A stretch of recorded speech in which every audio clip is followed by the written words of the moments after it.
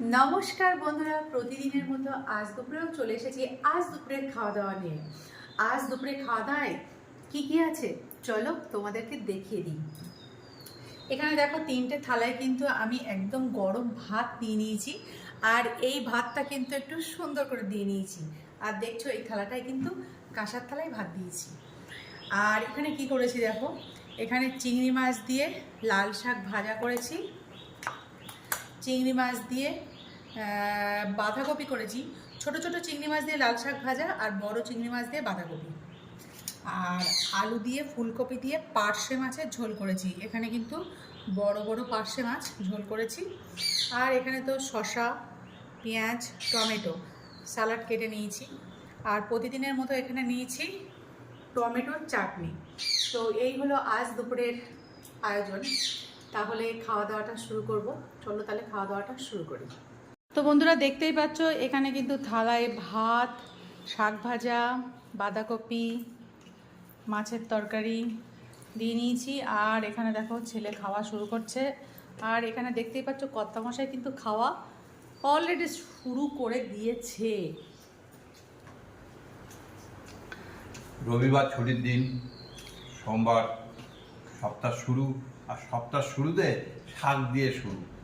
এটা আমার মিসেস রান্না করেছে, খুব সুন্দর রান্না করে, বলার কিছু নেই। তার সাথে আবার চিংড়ি মাছ যোগ করে দিয়েছে, সুতরাং তুমি কি শাক ভাজা আর বাঁধাকপি একসাথে মিশিয়ে খাচ্ছ? না, তাই তো দেখছি না, বাঁধাকপির জায়গায় রয়েছে, লাল শাকের জায়গায় রয়েছে। বাঁধাকপিটাকে সাইড করো, করে লাল শাক ভাজা। আজ কিন্তু চিংড়ি মাছ দিয়ে বানিয়েছি।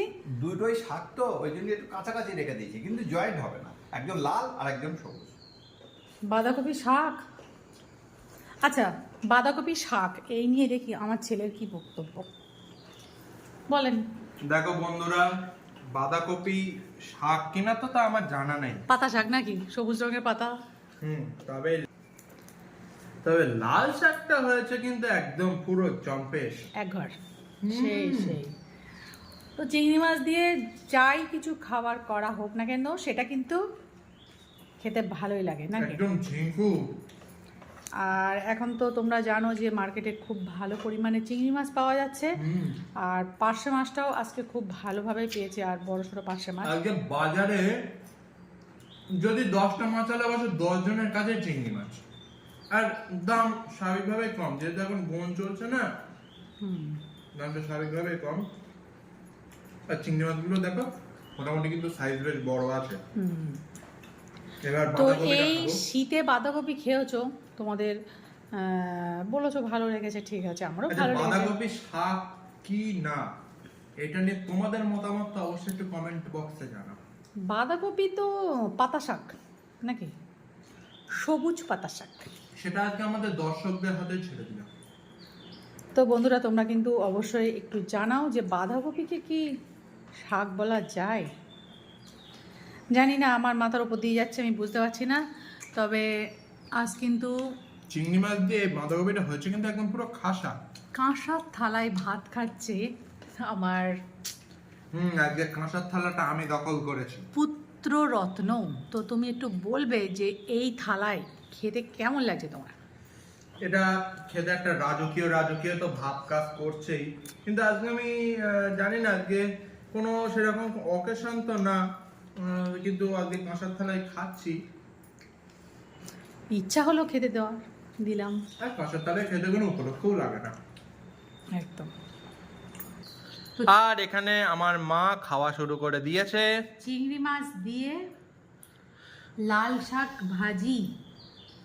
লাল শাক তো বরাবরই আমার খুব পছন্দের, আর তোমাদেরকে বলেইছি যে খাওয়ার শুরুতে শাক ভাজা কিন্তু খেতে ভীষণই ভালো লাগে। আর সেটা যদি লাল শাক হয় তাহলে তো আর জিভে জল ধরে রাখা মুশকিল। এবার খেয়ে দেখা যাক।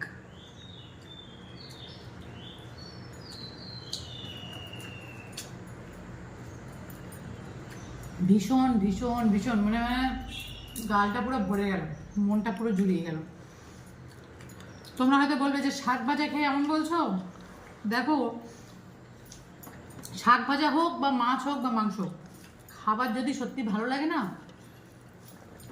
সেটা কিন্তু মন প্রাণ সব ছুঁয়ে যায়, জুড়িয়ে যায়। বড়ি দিয়ে, চিংড়ি মাছ দিয়ে, রসুন ফোড়ন দিয়ে, রসুন শুকনো লঙ্কা ফোড়ন দিয়ে এই যে শাক ভাজা, খেয়ে দেখো কত ভালো লাগবে। আর আজকে তো মন ভরানোর জন্য এখনো এখানে রয়েছে পার্শে মাছের ফুলকপি আলু দিয়ে ঝোল, আরও রয়েছে এখানে টমেটো চাটনি নাকি।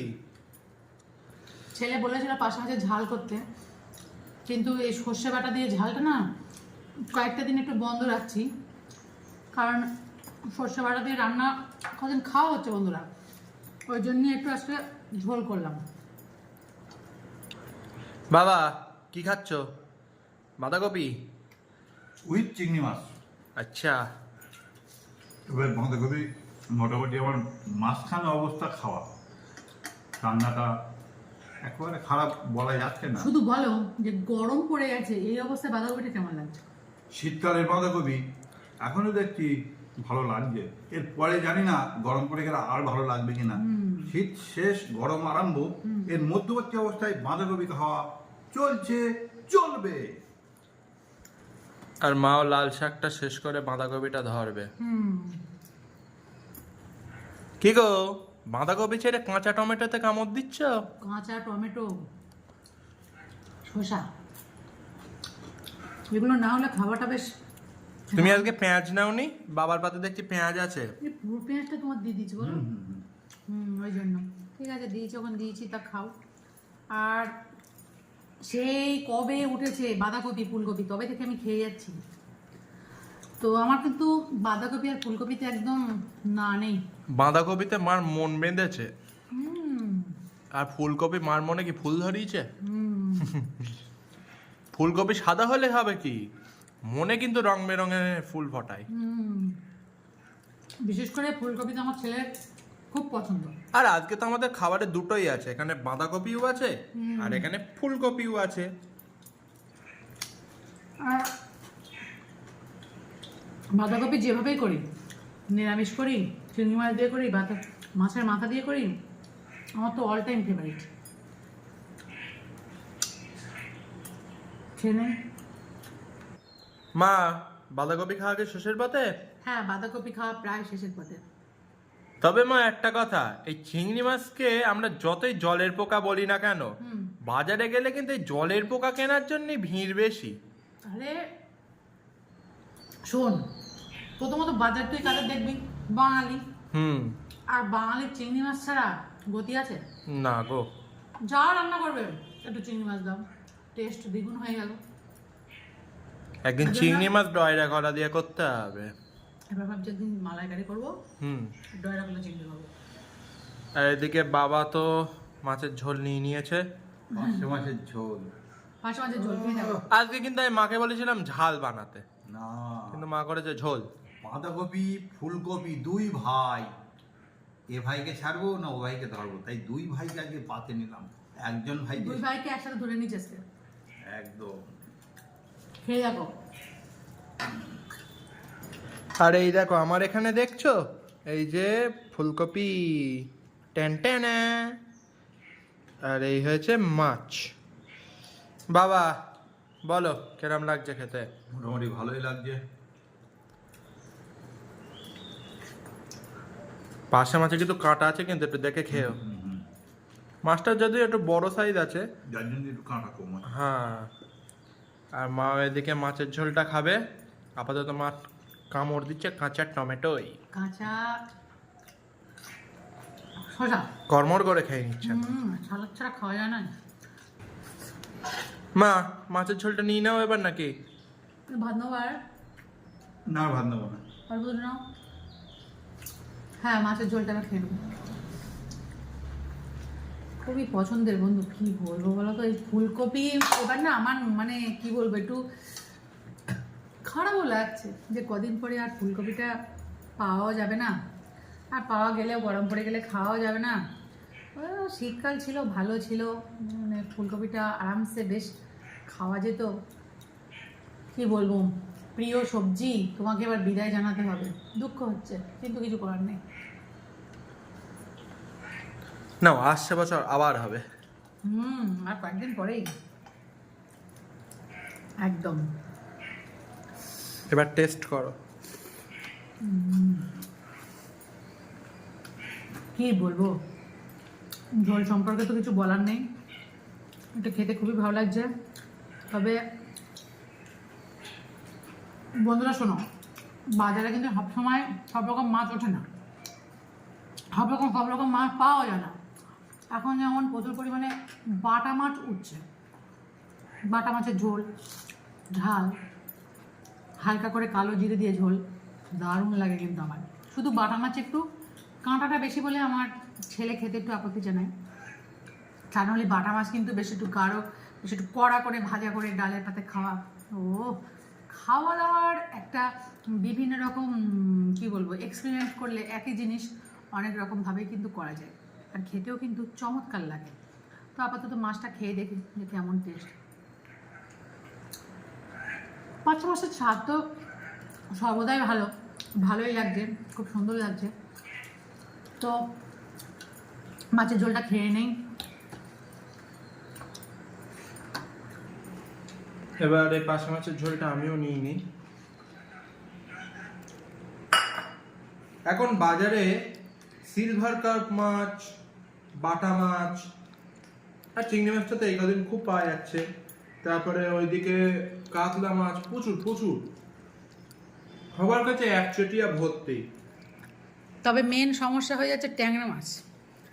ট্যাংরা মাছটা কেনা যাচ্ছে না, ট্যাংরা মাছটা কেনা যাচ্ছে না, কারণ অসম্ভব ট্যাংরা মাছটার দাম, অসম্ভব দাম। তাতে বড় কথা যেহেতু যোগান কম, তো সেই জন্য আরো দামটা বাড়ছে, প্রচন্ড দাম।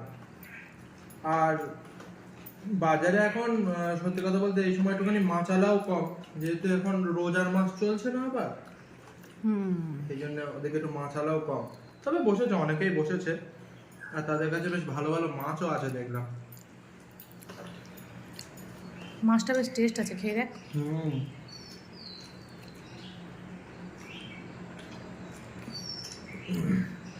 এই মাছটা যদি বরফের মাছ হতো এত কিন্তু টেস্ট হতো না, সেটা যেহেতু টাটকা মাছ তো ওই জন্য স্বাদটা খুব ভালো। বরফের মাছ এড়িয়ে চলি, প্রচন্ড এড়িয়ে চলি।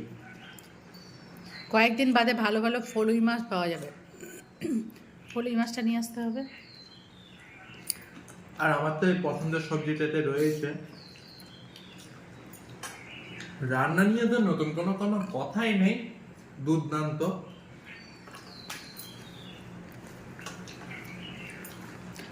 তবে আমাদের এখানে কিন্তু প্রচুর পরিমাণে গরম পড়ে গেছে হঠাৎ বন্ধুরা। ফ্যান ছাড়া জাস্ট থাকাই যাচ্ছে না, একটু সময় ফ্যান ছাড়া থাকতে পারবে না, এবার অল টাইম ফ্যান চালাতে হচ্ছে। এবার আগের বছর যেরকম হঠাৎ করে ঠান্ডাটা পড়লো না, এবছর যেন হঠাৎ করে গরমটা পড়ে গেল। আর খুব যেন গরম লাগছে। আমি চিন্তা করেছিলাম যে এই যে শিলাবৃষ্টিটা হচ্ছে, হয়তো এরপরে আরো কিছু সপ্তাহ যাবত হয়তো ঠান্ডাটা থাকবে, কিন্তু দেখলাম না, টোটালি উল্টো, আরো যেন গরমটা বেশি বেড়ে গেল। হ্যাঁ, রং খেলা পর্যন্ত হালকা হালকা একটু ঠান্ডা থাকে, কিন্তু এ রং খেলা আসার আগেই, দোল পূর্ণিমা আসার আগেই এত পরিমাণে কি বলবো, সরস্বতী পুজো তো ভালো রকম গরম ছিল, অতটা ঠান্ডা ছিল না। আগে আমরা মনে আছে যখন ছোট ছিলাম, ঠান্ডাতে উঠতে পারতাম না, গা কাঁপতো, ভোরবেলা চান করা যেত না। এবছর গরমটা অনেকখানি তাড়াতাড়ি চলে এসছে।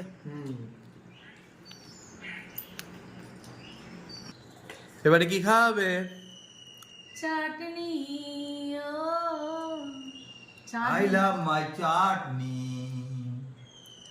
আর এই যে টমেটো চাটনি, টমেটো চাটনি দেখলে একদম মনে গান বাজে।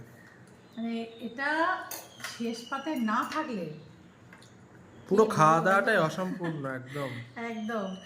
আর দু একটা দিন হয়তো টমেটো চাটনিটা হবে, তারপরেই কিন্তু আমের সিজন আসছে। এবারে একটানা দেখবে আমের টক, আমের চাটনি, তখন আমাদের এই ভালোবাসার টমেটো থাকবে, কিন্তু ওগুলো অন্য রান্না ইউজ হবে। চাটনিটা তখন আম দিয়ে হবে। আর আমার পাতেও চাটনি চলে এসেছে। চাটনি আর চাটনির প্রশংসা আলাদা করে কি করবো, সেটা লাস্ট পাতে না খেলে যেন খাওয়াটা কমপ্লিট হয় না, সম্পূর্ণ হয় না বন্ধুরা। সত্যি আমার ভীষণ ভালো লাগছে তোমাদের ভালোবাসায়। সত্যি আমি আপ্লুত, আমার ভিডিওগুলো তোমরা দেখছো, সুন্দর সুন্দর কমেন্ট করছো, ভীষণ ভীষণ ভীষণ ভালো লাগছে, ভীষণই ভালো লাগছে। তো এইভাবেই ভালোবাসা দাও, এটাই বলবো।